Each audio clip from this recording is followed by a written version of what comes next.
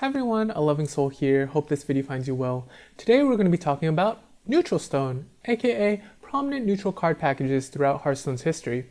I'll try my best to cover the ones that were most impactful in the metagames I played in, so feel free to start a discussion in the comment section below for ones that I miss. Without further ado, let's get into it. The first neutral card package we'll be discussing is going to require us to take a trip back in time, back to the very early days of Hearthstone, to its third expansion, Whispers of the Old Gods. This was a groundbreaking time in Hearthstone's history, as it was the start of the Year of the Kraken, which was the birth of set rotation within Hearthstone, creating the division of the Standard and Wild formats. We said goodbye to the first two card sets, Curse of Naxxramas and Goblins vs. Gnomes.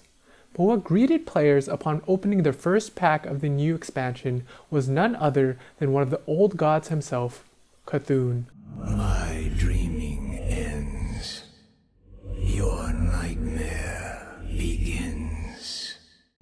Cthulhu clearly falls under what I define as the first camp of card packages, a fundamental build-around card to the point that Blizzard did not allow players to draft the card in the arena format, as Cthulhu heavily relies on his devoted minion followers to buff him up. So what does exactly Cthulhu do? He's a 10 mana 6/6, that doesn't seem quite so impressive on paper, but his battlecry is really what defines him. When played, Cthulhu's battlecry allows him to do random instances of damage based on his attack stat. Played in tandem with his devoted follower minions, you could get a really big Cthulhu that had a big impact on the board when he was played. Now let's start off by going over some of the most commonly played Cthulhu support cards at the time. First, we have two minions that have the battlecry of giving +2/+2 to our Cthulhu, Beckoner of Evil and Cthulhu's Chosen. These two cards have very fair vanilla stats for their cost, being a 2 mana 2/3 and a 4 mana 4/2 with Divine Shield respectively. In a similar vein, Twilight Elder was a 3 mana 3/4, essentially a spider tank, but had the possibility of infinitely buffing Cthulhu if he could stick on the board, giving the old god +1/+1 in stats at the end of our turn. Last but not least, we probably have the most infamous of the Cthulhu buffers, Disciple of Cthulhu, with his play sound forever being etched into my head. Cthulhu! Cthulhu! Cthulhu! Disciple of Cthulhu not only gave the same +2/+2 buff as Beckoner of Evil and Cthulhu's Chosen, he was also a reactive option for Cthulhu decks, allowing players to help contest the board with his 2 damage battlecry. Cthulhu buffers aside, we also had a neutral payoff card for devoting yourself to the old god with Twin Emperor Veclor, a 7 mana 4/6 with taunt that summoned his twin partner in crime, Vecnalash, another 4/6 with taunt if your Cthulhu was at least 10 attack. So in total, we have 8 buffers, a payoff card, and Cthulhu himself. A 10 card neutral package we could slot into pretty much any class, taking up a third of your deck. However, Cthulhu wasn't really the biggest offender of the title NeutralStone, as most classes at the time opted to rely on their own internal strategies, with the biggest user of the old god being the Druid class, with its ability to ramp up with wild growth, and having access to their own solid Cthulhu synergy cards, a buffer in Dark Arakoa. While we're here and talking about Cthulhu, let's jump to the Descent of Dragons expansion and talk about what I think is a modern take on the Cthulhu design. Just like the Old Gods expansion, when you open up your very first pack of Descent of Dragons, you're greeted with neutral legendaries. Well, wait a second, I mean class legendaries, because for this time around, Blizzard decided to make Galakrond the Apocalypse have class identities, printing 5 different copies of the legendary himself.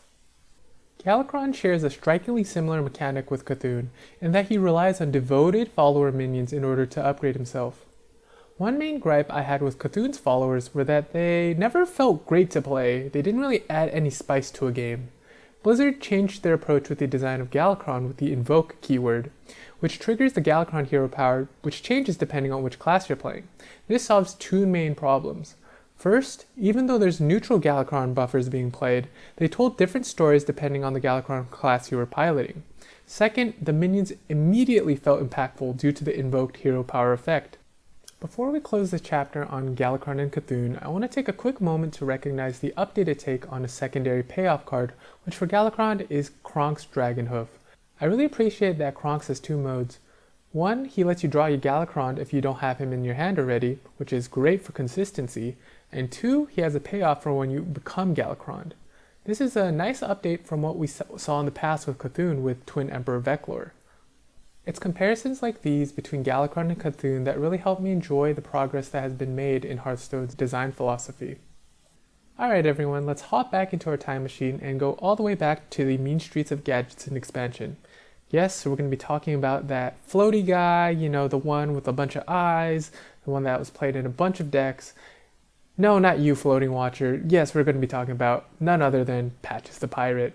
Let's briefly begin by explaining what Patches does. He's a 1-mana 1/1 pirate with the text that says, after you play a pirate, summon this minion from your deck. You could say he's one of the most consistent legendary minions because you pretty much saw him every game as long as you played a decent amount of pirates. So what neutral pirate packages did Patches create? There were really two variants depending on if your class could use weapons or not. For weapon-based classes, we saw Southsea Deckhand and Flame Imp. Oh, I mean pre-nerf small-time Buccaneer. That was pretty much a Flame Imp. For non-weapon classes, you'd see sometimes just 2 Bloodsail Corsairs in decks like Token Druid, but Southsea Captain also saw some occasional play. Patches remained relevant during his time in Standard, and would have his charge removed just before moving to Wild.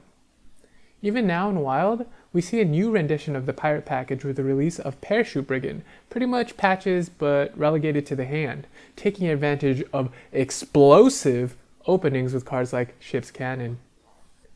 Before we get to the end of our talk of NeutralStone, let's talk about some honorable mentions.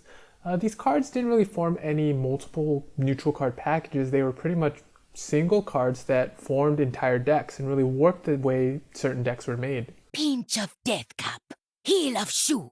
Spiteful Summoner created a strange metagame. Essentially, we had two decks, Spiteful Druid and Spiteful Priest, which pretty much trimmed down their deck to almost all minions in order to take advantage of Spiteful Summoner's effect. Battlecry, reveal a spell from your deck, summon a random minion with the same cost. Druid and Priest did really well because they had access to two 10-mana spells. For Druid, they had access to Ultimate Infestation, a great 10-mana spell, and Priest had access to Mind Control. There were some variants that included some lower cost spells. Free from Amber is one that comes to mind for Priest, but pretty much you almost always saw Spiteful Summoner summoning a 10-drop. Spiteful Summoner would see a nerf in the May 2018 patch, seeing its mana cost up from 6 mana to 7 mana, giving decks another chance in order to beat up those Spiteful Summoner decks before they got to cheat out those big minions. The second runner-up, or runner-ups in this case, for neutral cards that really warped deck building are none other than the odd and even hero power legendaries Baku the Moon Eater and Gen Greymane. While not exactly forming shared neutral packages, the hero power legendaries definitely turned decks into what I saw as hero power packages, or hero power the deck. Players lamented this period in Hearthstone as games felt incredibly samey and stale. For example, that odd paladin deck you were playing against was almost always going to click the button and summon Silverhand recruits on 2 mana. Blizzard learned their lesson and booted the 2 legendaries out of Standard by sending them to the Hall of Fame with the release of the Year of the Dragon. While Wild players feared that the odd and even cost decks would now continue to dominate Wild, fast forward to the present and non-hero power decks are faring quite well in the metagame, while hero power decks are still respectably tier 2 or tier 1 depending on who you ask. Now let's really get to the heart of NeutralStone. For this, we're going to have to go all the way back to the Knights of the Frozen Throne expansion. This was one of the expansions where some of the most powerful neutral cards were ever printed for Hearthstone. I'm talking cards like KOBOLDS Scalebane, Bonemare, but the infamous of all of the neutral cards in this expansion was the legendary prince himself, Prince Keleseth. Truth is found in death. Prince Keleseth really warped how some games panned out. The general feeling at the time was, he drew Prince Keleseth onto GG, I guess. And don't get me started on Shadow Stepping Keleseth. That was, such a horrible feeling. The thing was that at the time, not having 2-cost cards in your deck didn't really feel like a huge downside. There weren't many good 2-drops to begin with. But even with all of the powerful neutral cards released in Knights of the Frozen Throne, it wasn't really until the next expansion, KOBOLDS and CATACOMBS, that the sentiment of NeutralStone was at an all-time high. All of this became a reality with the introduction of Corridor Creeper and its infamous song. In the dungeon, I go deeper. In set reviews, I was a sleeper. When minions die, I get cheaper. You guessed it right, I'm Corridor Creeper. For me, I think the most representative deck at the time for NeutralStone was Tempo Rogue, which boasted over half the deck being neutral cards. We see a lot of common offenders here like Patches and his Pirate Package, Prince Keleseth, and a whole bunch of cards from Knights of the Neutral Throne. We'd eventually see an end to NeutralStone, with Patches finally rotating to Wild, losing Charge along the way. Corridor Creeper got nerfed from 5 to 2 attack, and we also saw a mana increase on Bone Mare from 7 mana up to 8 mana. I think the main takeaway for Hearthstone here was that the power level of neutral cards was way too high, and although this is great for budget players who want to save on dust, we see that same issue time and time again with neutral cards. They make games just feel the same despite the class that the opponent is playing. That pretty much wraps my recap of NeutralStone here. I know I didn't go all in depth on every single neutral card package that has been played in Hearthstone's history, but these were pretty much the most memorable ones in my recent memory. As always, I hope you guys enjoyed the video. I wanted to do something more storytelling oriented, so please let me know in the comment section below if you'd like more Hearthstone recaps in the future. If you're interested in more Hearthstone related content, I tend to do guides and gameplay. Feel free to subscribe to my channel, and as usual, I wish you the best of luck to you guys on the ladder in Hearthstone and in life. Until next time, peace.